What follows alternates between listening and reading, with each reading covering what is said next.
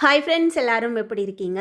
இன்றைக்கி நம்ம channel Nivea food மேக்கரில் எல்லாருக்குமே ரொம்ப பிடிச்ச சமோசா ரெசிபி பார்க்க போகிறோங்க. நம்ம எல்லாருக்கும் சமோசா ரொம்ப பிடிக்கும். ஆனால் அது வந்து செய்கிறதுக்கு கொஞ்சம் அதிகமான வேலையாக இருக்கிறதுனால நம்ம அதை செய்ய மாட்டோம். டக்குன்னு கடைகளில் வாங்கி சாப்பிட்டுக்குவோம். குழந்தைங்களுக்கும் அப்படி கொடுத்துருவோம்.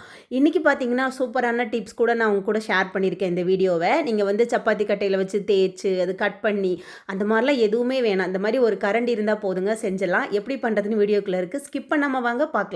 ஒரு அகலமான பாத்திரத்தில் ஒரு கப் அளவுக்கு கோதுமை மாவு நான் சேர்த்துருக்கேன். இன்றைக்கி நம்ம செய்யக்கூடிய இந்த சமோசா வந்து கோதுமை மாவில் தான் நான் வந்து செய்கிறேன். இப்போ கோதுமை மாவுக்கு தேவையான அளவுக்கு உப்பு சேர்த்துக்கலாம். உப்பு சேர்த்ததுக்கு அப்புறமா இதை கொஞ்சம் நல்லா வந்து மாவு கூட மிக்ஸ் பண்ணி விட்டுக்கலாம்.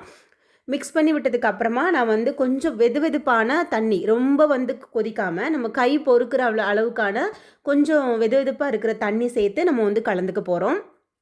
தண்ணி வந்து சேர்க்கும்போது கொஞ்சம் கொஞ்சமாக சேர்த்து நம்ம வந்து மிக்ஸ் பண்ணிக்கலாம். அது வந்து கிட்டத்தட்ட சப்பாத்தி மாவை விட கொஞ்சம் நல்லா டைட்டான மாவாக இருக்கணும். அந்த மாதிரி பார்த்துக்கோங்க. ரொம்ப மாவு லூஸாக இருந்துச்சு அப்படின்னா அது வந்து கொஞ்சம் நமக்கு வந்து நம்ம வந்து பார்த்திங்கன்னா தேய்ச்சி எடுக்கிறதா இருந்தாலும் கஷ்டமாக இருக்கும். இன்றைக்கி செய்ய போகிற நம்ம மெத்தடுக்குமே கொஞ்சம் கஷ்டமாயிடும். அதனால் மாவு நல்லா டைட்டாக நல்லா ஸ்மூத்தாக வர அளவுக்கு நல்லா கலந்து எடுத்துக்கணும். பாருங்கள், இந்தளவுக்கு நான் தண்ணி கொஞ்சம் கொஞ்சமாக சேர்த்து நான் வந்து மிக்ஸ் பண்ணுறேன். அந்த கரெக்டான பக்குவம் வரணும் இல்லையா, அதுக்காக தான். நம்ம மாவு பிசைஞ்சு எடுக்கிறது நல்ல பக்குவமாக மாவு பிசைஞ்சு எடுத்துகிட்டு அந்த மாவை வந்து ஒரு 20 நிமிஷம் நல்லா ஊற வச்சுட்டு அதுக்கப்புறம் நம்ம செஞ்சு எடுத்தோம் அப்படின்னா ரொம்ப நேரம் வரைக்கும் அந்த சமோசா வந்து அந்த மொறுமொறுப்பு தன்மையோடவே இருக்கும். ரொம்ப டேஸ்ட்டாகவும் இருக்கும். ரொம்ப ஈஸியாகவும் பண்ணிடலாம். இப்போ வந்துங்க மாவில் நல்லா கலந்துட்டேன். தண்ணி வந்து போதும். அதுக்கப்புறம் வந்து ஒரு ஸ்பூன் அளவுக்கு நான் வந்து எண்ணெய் வந்து சேர்க்குறேன். எண்ணெய் சேர்த்துட்டு அதையும் சேர்த்து நல்லா வந்து கலந்து விட்டுக்கிறேன். கலந்து விட்டதுக்கப்புறமா நல்லா வந்து எண்ணெய் சேர்த்ததுக்கப்புறமா மாவை வந்து நல்லா அமுத்தி நம்ம தேய்ச்செடுப்போம். நம்ம சப்பாத்தி மாவுக்கெல்லாம் எப்படி தேய்ச்செடுப்போமோ அதே மாதிரி தேய்ச்செடுத்தாச்சு. பாருங்கள், மாவு நல்லா இந்த மாதிரி ஒரு டைட்டான மாவாக இருக்கணும், ரொம்ப லூஸ் இல்லாமல். அது ஒரு 20 நிமிஷம் அப்படியே இருக்கட்டும். இப்போ கடாய் ஒன்று அடுப்பில் வச்சுட்டு 1.5 ஸ்பூன் அளவுக்கு எண்ணெய் சேர்த்துக்கலாம். எண்ணெய் நல்லா சூடு வந்ததுக்கப்புறமா 1/4 டீஸ்பூன் அளவுக்கு சீரகம், 1/4 டீஸ்பூன் அளவுக்கு சோம்பு சேர்த்துக்க போகிறோம். எண்ணெய் நல்லா சூடு வந்ததுக்கப்புறமா சேருங்க. அப்போ தான் நல்லா வந்து ஃப்ரை ஆகும். நல்லா ஒரு ஃப்ளேவர் நமக்கு கிடைக்கும். இப்போ இது ரெண்டையுமே சேர்த்ததுக்கு அப்புறமா கரண்டி வச்சு லேசாக அந்த மாதிரி எண்ணெயில் வந்து நல்லா அது பொரியிற அளவுக்கு நான் வந்து கலந்து விட்டுக்கிறேன். கலந்து விட்டதுக்கு அப்புறமா அடுத்து நம்ம சேர்க்கக்கூடிய பொருள் என்னென்னு பார்த்தீங்கன்னா, ஒரே ஒரு பெரிய வெங்காயம், ஓரளவுக்கு உங்களுக்கு எவ்வளோ முடியுமோ அந்தளவுக்கு நான் பொடிசாக நான் கட் பண்ணியிருக்கேன். உங்களுக்கு எந்த அளவுக்கு கட் பண்ண முடியுமோ அந்தளவுக்கு, இன்னும் கொஞ்சம் பொடிசாக வேணாலும் கட் பண்ணிக்கலாம். இல்லை நான் கட் பண்ணுற அளவுக்கு இப்போ நான் சேர்க்க போகிறேன் பார்த்தீங்களா, அந்தளவுக்காக இருந்தாலும் பரவாயில்ல, நல்லா தான் இருக்கும். சேர்த்துட்டு நல்லா வந்து வதக்கி விட்டுக்கோங்க. நம்ம வந்து உள்ளே வைக்க போகிற அந்த மசாலா வந்து எந்த அளவுக்கு டேஸ்ட் இருக்கோ அப்போ தான் அந்த சமோசா சாப்பிடும்போது ரொம்ப நமக்கு டேஸ்ட் வந்து நம்மளால் ஃபீல் பண்ண முடியும். அதுக்காக மசாலாவுக்கு நமக்கு இந்த மாதிரி நான் வதக்கி எடுத்துக்கிறேன். கொஞ்ச நேரம் இந்த மாதிரி வெங்காயம் வதங்கிருச்சு அப்படின்னா, ஒரு பாதி அளவுக்கு வெங்காயம் நல்லா வதங்கிருச்சு அப்படின்னா அதுக்கப்புறம் இதில் என்ன பொருள் சேர்க்க போகிறோம் அப்படிங்கிறத நான் சொல்லிடுறேன்.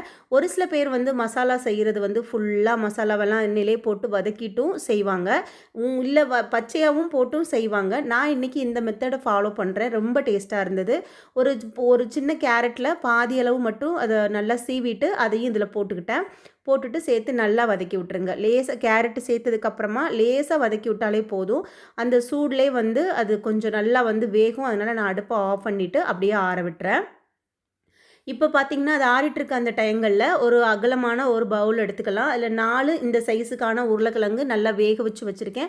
தோலை எடுத்துட்டேன். அதை வந்து கையிலே நான் வந்து மசிச்சுக்கிறேன். நம்ம வந்து பார்த்திங்கன்னா நீங்கள் நல்லா வேக வச்சிட்டோம் அப்படின்னா நமக்கு கையிலே வந்து நல்லா மசிச்சு எடுத்துக்கலாம்.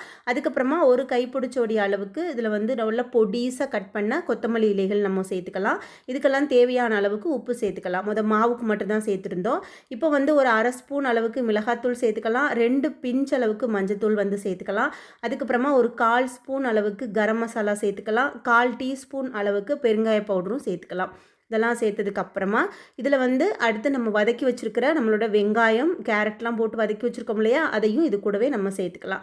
சேர்த்துட்டு அதுக்கப்புறம் நம்ம என்ன சேர்க்க போகிறோம் அப்படின்னா, எல்லாமே சேர்த்துட்டோம் ஆல்மோஸ்ட்டு. நம்ம கரண்டி வச்சு நல்லா வந்து கலந்து விட்டுக்க போகிறோம். நீங்கள் 2 கரண்டி வச்சு கலந்தாலும் சரி, இல்லை நீங்கள் சூடு ஆறிடுச்சுன்னா நீங்கள் கையிலே கலந்துக்கிட்டாலும் சரி, உங்கள் விருப்பம்தான். நான் ஃபஸ்ட்டு நல்லா ஒரு தடவை ஈக்குவலாக கரண்டியில் நல்லா கலந்து விட்டுட்டு அதுக்கப்புறமா கையில் வந்து நம்ம வந்து கலந்துக்க போகிறேன். எப்படியும் நம்ம அந்த மசாலா வந்து உருண்டை தான் பிடிக்கணும். அப்போ நம்ம கை வச்சு தான் பிசைஞ்சாகணும். அதனால இன்னும் கொஞ்சம் அந்த உருளைக்கிழங்குலாம் வந்து கொஞ்சம் முழுசாக இருக்கு இல்லையா, அதெல்லாம் வந்து கை வச்சு நல்லா கலந்து விட்டோம் அப்படின்னா நமக்கு உருண்டை பிடிக்கிறதுக்கு கரெக்டாக இருக்கும். மசாலா எல்லா இடமும் ஈக்குவலாக இருக்கும். அப்போ தான் சமோசா வந்து சாப்பிடும்போது ரொம்ப டேஸ்ட்டாக இருக்கும். இப்போ கரண்டியில் நான் அந்த மாதிரி கலந்துட்டேன். இப்போ நம்ம கரண்டியை வச்சுட்டு கை வச்சு நல்லா நான் மிக்ஸ் பண்ணி விட்டுக்க போகிறேன். நம்ம வீட்டிலலாம் ஈவினிங்கில் வந்து பார்த்திங்கன்னா எல்லாருக்குமே ஒரு டீ காஃபி குடிக்கும்போது இல்லைனா ஒரு மழை பெய்யும் போதெல்லாம் பார்த்திங்கன்னா ஏதாவது ஒரு ஸ்நாக்ஸ் இருந்தால் சாப்பிட்டா நல்லா இருக்குமே அப்படின்னு எல்லாருக்குமே தோன்றதாங்க. அது வந்து ஒரு 5 நிமிஷத்தில் ஒரு 5 டு ஒரு 6-7 நிமிஷத்துக்குள்ளே இந்த வந்து ஒரு ஸ்நாக்ஸ் வந்து பண்ணிடலாம். ரொம்ப ரொம்ப ஈஸி தான். அந்த உருளைக்கிழங்கு மட்டும் நீங்கள் வேக வைக்கிறதுக்கு மட்டும் அது ஒரு 20 நிமிஷம் ஆகும்.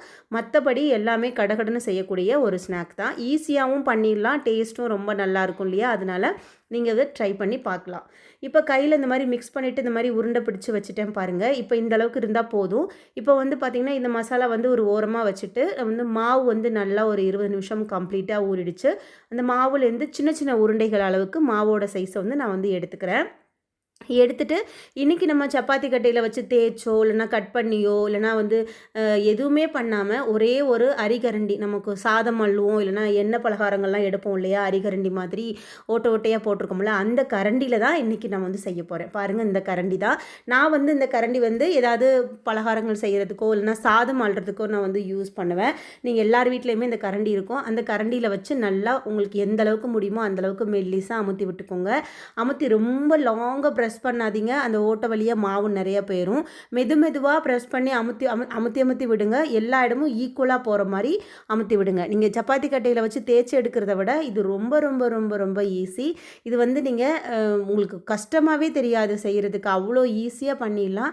இந்த மாதிரி ஒரு மெத்தடு உங்களுக்கு நீங்கள் ஒரு தடவை செஞ்சிட்டிங்கன்னா அடிக்கடி உங்கள் வீட்டில் சமோசா செய்வீங்க. அந்தளவுக்கான ஒரு ஈஸியாக இருக்கும். சேஃப் வந்து பார்த்திங்கன்னா சூப்பராக இருக்கும். நம்ம எப்படி சப்போஸ் வந்து விரிச்சு விட்டு நம்ம கட் பண்ணும்போது முன்ன பின்ன இருக்கும், கொஞ்சம் கோணையாக போயிடும், நம்ம நினச்ச மாதிரி சேஃப் வராது. அது வந்து பார்த்திங்கன்னா குழந்தைங்களே கேட்பாங்க, என்னது இப்படி இருக்குது, இப்படி சமோசாவே இருக்காது அப்படின்னு. இதில் வந்து பார்த்திங்கன்னா குட்டி குட்டி சமோசாவும் செஞ்சுக்கலாம், பெருசாகவும் செஞ்சுக்கலாம், நம்ம விருப்பம் தான். இன்றைக்கி நான் ஓரளவுக்கான பெரிய சமோசாவே நான் செஞ்சு காமிக்கிறேன். இந்த மாதிரி நடுவில் இந்த மசாலாவே வச்சுருங்க. அதுக்கப்புறம் இப்படி கிராஸாக ஒரு சைடு இந்த மாவை எடுத்து இந்த மாதிரி மேலே அமுத்தி விட்டுட்டு, அதே மாதிரி இந்த சைடும் இப்படி கிராஸாக அமுத்தி விட்டுட்டு, அதுக்கப்புறமா கீழே இருக்க மாவு எடுத்து அப்படியே மேலே வச்சு ஒட்டி விட்டுட்டிங்கன்னா போதும். அவ்வளோதான். பாருங்கள் எவ்வளோ ஈஸியாக இருக்குன்னு.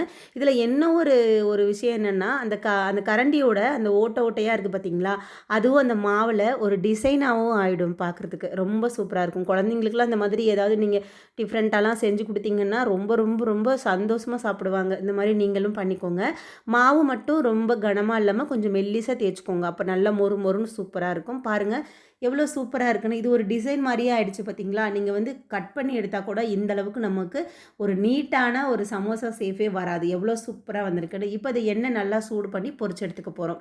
இப்போ பார்த்திங்கன்னா நான் வந்து சின்ன பாத்திரத்தில் தான் எண்ணெய் வச்சுருக்கேன். ஒரு சமோசாவாக போட்டு நான் எடுத்துக்க போகிறேன். நீங்கள் வந்து அகலமான பாத்திரத்தில் நிறைய எண்ணெய் வச்சு பொரிக்கிறீங்கன்னா நீங்கள் 2-3 சமோசா கூட போட்டு எடுத்துக்கலாம். இந்த மாதிரி போட்டு எடுக்க நம்ம செய்கிறதுக்கும் கரெக்டாக இருக்கும்.